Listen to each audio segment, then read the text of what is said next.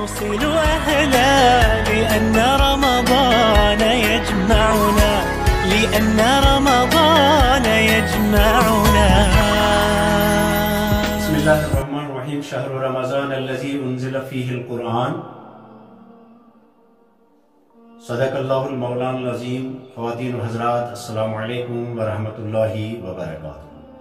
آئیے اس آیت کریمہ کے اس پہلے جز کے دوسرے لفظ رمضان پر گفتگو کریں اور دیکھیں کہ اس لفظ کے اندر ہمارے لیے کیا پیغام ہے.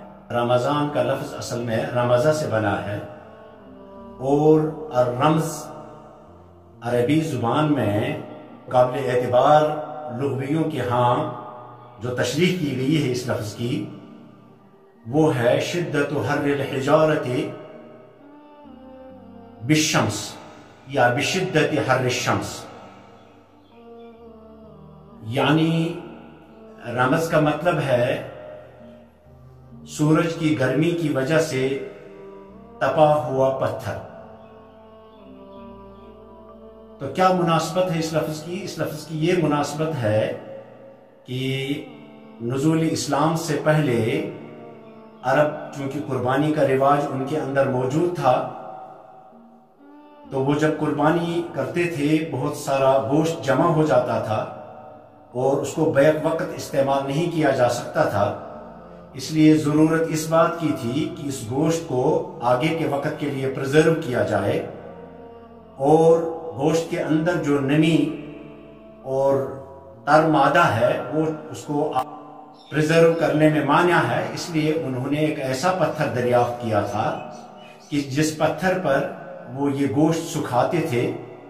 اس پتھر کی خوبی یہ تھی کہ وہ گوشت کے اندر کی ساری نمی جو اس گوشت کے اندر بدبو پیدا کرتا ہے، جو نمی اس کے خراب ہونے کا سبب بنتا ہے، اس نمی کو چوس کر اور سک کر کے باہر نکالتا تھا اور اسے آگے کے 11 مہینوں کے لیے پرزرو کر دیتا تھا. اسی لیے عربوں کے ہاں یہ لفظ بڑا مشہور ہے، اور آج تک یہ مشہور ہے یہ لفظ، اور آج تک استعمال ہوتا ہے. لحم مرموز یعنی سکھایا ہوا گوشت. اور اس اعتبار سے اگر دیکھا جائے کہ رمضان کے ساتھ اور ہمارے صوم اور ہمارے روزے کے ساتھ اس کی کیا مناسبت ہے، بالکل وہی مناسبت ہے جو اس رمضان والے پتھر میں خوبی تھی کہ وہ اس کے اندر کے گندا مادہ اور بدبو پیدا کرنے والا مادہ باہر نکالتا تھا. اسی طرح سے رمضان کا مہینہ اگر ہم شرعی پابندیوں کے ساتھ روزہ رکھیں تو یہ ہمارے اندر سے ساری گندگیاں اور گندگی پیدا کرنے والی اور بدبو پیدا کرنے والے تمام نمیوں کو باہر نکالتا ہے. جھوٹ کی نمی، غیبت کی نمی، حسد کی نمی، کینہ کی نمی اور بدکاریوں کی نمی، آنکھ نگاہ کی چوری کی نمی، ہاتھوں کی چوری کی نمی، یہ ساری نمیاں رمضان ہمارے اندر سے سک کر کے نکال دیتا ہے اور ہمیں آگے کے 11 مہینے کے لیے ایک اچھا انسان، ایک پاکیزہ انسان تیار کرتا ہے. چونکہ رمضان کے اس لفظ کی مناسبت سے